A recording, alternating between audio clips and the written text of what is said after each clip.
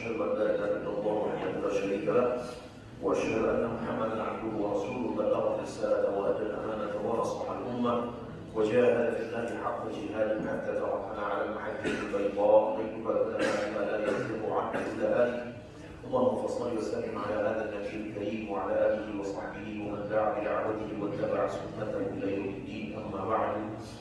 Yang saya hormati Bapak Kepala Desa Bojongkulur yang alhamdulillah berhadir di majelis ini, Bapak-bapak, wabil khusus Ketua RW Masjid Syuhada dan perwakilan dari masjid-masjid di sekitar Desa Bojongkulur.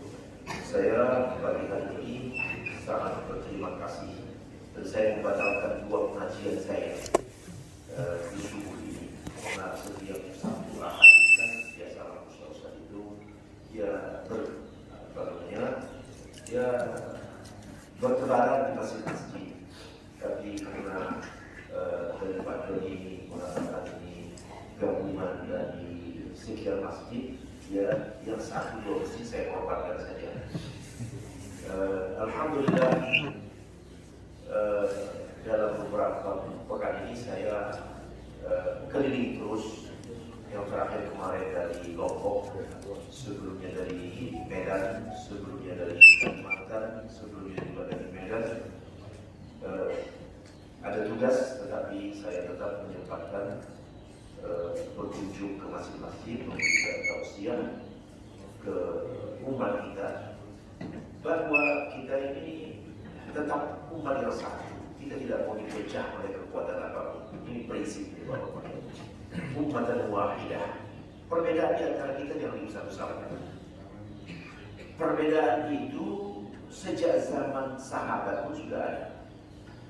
Tapi yang pertama, perbedaan itu tidaklah terlalu parah. Kalau terlalu parah memang susah untuk menyatukan. Kan gitu ya. Yang satu mengkuduskan Nabi, Abi Thalib keluarga Nabi, yang satu memuliakan Nabi SAW dan keluarganya, ini sudah parah. Yang satu mengatakan ada Nabi setelah Nabi Muhammad, ini sudah berat ini. Tetapi ada pun di antara kita yang mengikuti satu mazhab, yang tidak mau terikat dengan satu mazhab, ini masalah sederhana. Ini bukan masalah besar. Jangan diperbesar. Yang mudah jangan dipersulit. Begitulah kita dalam beragama ini. Manusia ini bertingkat-tingkat, pengetahuannya juga bertingkat-tingkat. Apa yang saya ketahui mungkin saudara saya belum mengetahui. Saya tidak bisa paksakan ke dia apa yang saya ketahui karena dia belum tahu. Oleh karena saya ajak dulu dia belajar atau dia tahu. Setelah dia mengetahui baru saya ajak untuk mengamalkan apa yang saya ketahui. Adapun saya tahu tentang sesuatu saudara saya tidak tahu, saya katakan kamu tidak pantas beragama. Itu suatu hal yang berlebihan. Jadi oleh karenanya kita di dalam umat ini harus mencari titik temu kita. Yang aslinya kita punya kiblat yang sama, punya kitabullah yang sama, sama-sama cinta kepada Rasulullah SAW, sama-sama mencintai para sahabat Nabi. Dan begitu, sama-sama mengutamakan akhirat dari dunia, sama-sama mementingkan kehidupan umat kita dan kehidupan kita diri sendiri. Jadi kalau kita hidup seperti ini, mudah-mudahan ada yang namanya perbedaan-perbedaan kecil itu tidaklah menjadi ganjalan untuk kita bersatu. Bapak-bapak yang dirahmati Allah, tema yang diberikan kepada saya, tema yang aktual. Itulah musibah atau bencana kemanusiaan, dan kita pun secara status masih dalam status pandemi, kan begitu ya. Walaupun alhamdulillah Allah Ta'ala perlahan-lahan mengangkatnya dari kita. Dan kemarin saya di Lombok 3 hari ya, berdasarkan ya laporan dari jamaah dan orang-orang yang ada di sana, pertumbuhan ekonomi di Nusa Tenggara Barat itu begitu cepat setelah di akhir pandemi, cepat ya. Artinya beda dengan yang sebelahnya, sama-sama tempat wisata juga. Paham Bapak kan? Jauh perbedaan. Jadi Nusa Tenggara Barat itu begitu cepat ya, bangkit. Nah, ini sudah barang tentu salah satu faktor penyebabnya apa? Dari agama yang kita yakini. Kita tidak boleh begitu saja, artinya ya apa namanya, putus asa, kan begitu? Oh udah ada musibah, udah putus asa, kita diam saja. Oh tidak, kita agama kita dalam suasana apapun kita harus berikhtiar, betul tidak Pak? Ikhtiar, mau senang mau susah ikhtiar harus dijalankan. Bangkit, perut mau makan, anak-anak perut makanan, kita harus bangkit. Oleh karenanya, ya kita melihat daerah-daerah yang artinya ya kuat Islamnya, ya walaupun dampak terasa, tetapi tidak sampai berlarut-larut. Karena kita punya ajaran cepat bangkit. Ya, kamu jangan lalai, jangan berputus asa dari rahmat Allah Subhanahu wa Ta'ala. Musibah yang menimpamu, jadikan itu sebagai bahan introspeksi, muhasabah, tetapi tidak membolehkan kamu berpangku tangan menunggu apa yang mau ditunggu. Kita harus bangkit segera dari kesusahan dan penderitaan. Kita mencari apa? Karunia Allah Subhanahu wa Ta'ala. Baik, namun demikian kita memang harus paham atau watak musibah. Watak musibah ini yang harus pertama kita pahami. Kalau kita merujuk di dalam Al-Quranul Karim, apakah itu musibah, bala, azab, ini sebenarnya ya satu. Hanya saja kadang-kadang penggunaan kata ini saja, tetapi maknanya sama saja. Artinya sebuah keadaan sulit yang menyakitkan, yang membuat kita menderita, sehingga akibat itu muncullah berbagai kerugian. Jadi intinya musibah, teguran, azab tergantung siapa yang kena. Kalau yang kena orang mukmin, ujian cobaan. Karena orang mukmin itu tidak ada kata rugi, Pak. Ya, tidak ada kata rugi. Mau bahagia, mau sedih, dua-duanya untung. Jadi orang beriman tidak mengenal istilah rugi. Makanya Nabi kita sallallahu alaihi wasallam mengatakan apa? Ajaban li amril mu'min. Ini Bapak ini ya, hadis Nabi ini. Ajaban li amril mu'min. In asabathu sarra'u syakar fakana khairan lah. Wa in asabathu darra'u sabar fakana khairan lah. Wa laysa dzalika illa lil mu'min. Ajaib itu orang mukmin. Nabi bilang ini.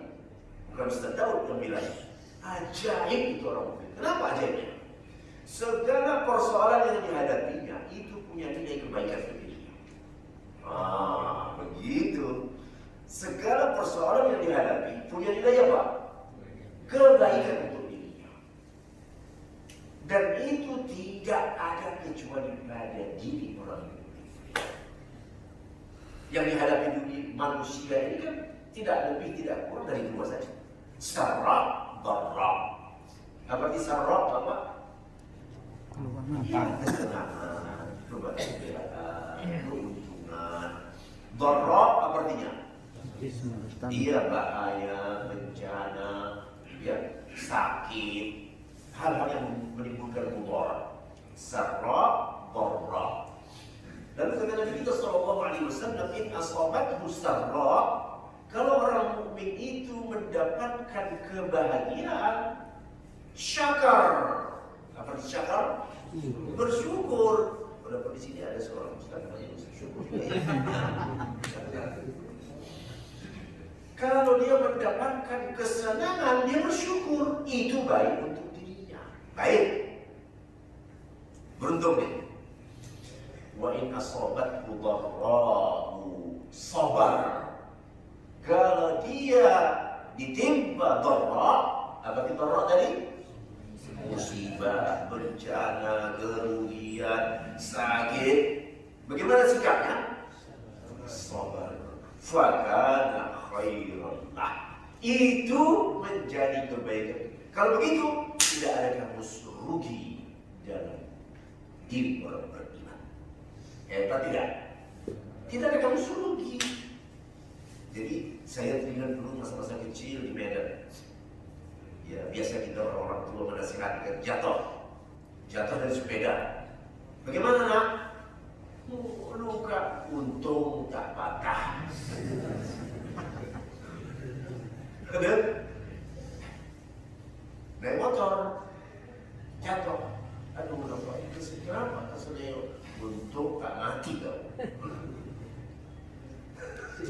Jadi semuanya untung. Orang Melayu itu semuanya dalam hidup dia apa? Untung. Karena musibah yang dialami itu harus dilihat yang ada yang lebih dahsyat. Karena ada yang lebih dahsyat, kita dikasih yang lebih ringan, maka disebut itu apa? Untung. Nah, jadi kita kecil-kecil dulu dididik begitu, senantiasa melihat yang positif. Untung. Begini, kau untung kami. Karena ada yang lebih berat, yang lebih berat, yang lebih berat. Nah, jadi kalau kita bersikap seperti ini, ya insya Allah ini ada efek dalam jiwa kita, ada harapan. Betul kan? Ada harapan. Dari siapa yang memberi harapan? Allah Subhanahu wa ta'ala. Dialah sebaik-baik memberi harapan. Manusia memberi harapan kadang-kadang gimana? Apa kata orang? Berak. Tetapi kalau kita meminta harapan dari Allah, memang dia memberi harapan. Ulaika yarjuna rahmatallah. Mereka itulah orang-orang yang mengharapkan rahmat Allah. Dan dialah sebaik-baik pemberi rahmat. Jadi yang pertama, orang-orang mukmin itu sebenarnya tidak mengenal kamus rugi. Senang, syukur. Susah, sabar. Tapi dalam arti kata sabar ini orang sekitarnya jangan menonton. Begitu ya. Saudara dalam musibah, kamu yang menonton. Dia disuruh sabar, kamu punya kewajiban untuk apa?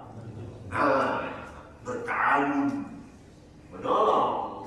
Nah, di situ amalmu. Masya Allah. Dia dapat kesenangan, bahagia. Dia bagi kebahagiaan itu kepada saudara-saudaranya. Luar biasa, Pak. Luar biasa. Saya waktu mengkaji-kaji dahulu ya tentang kehidupan masa awal, Pak. Masa sahabat, ya seterusnya. Dulu kan teknologi tidak ada ya. Lalu kulkas tidak ada. Kan gitu.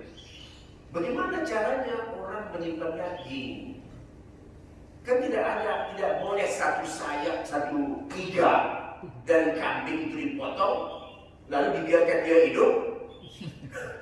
Dagingnya dipotong, dimasak untuk keluarga sendiri. Mana begitu kan?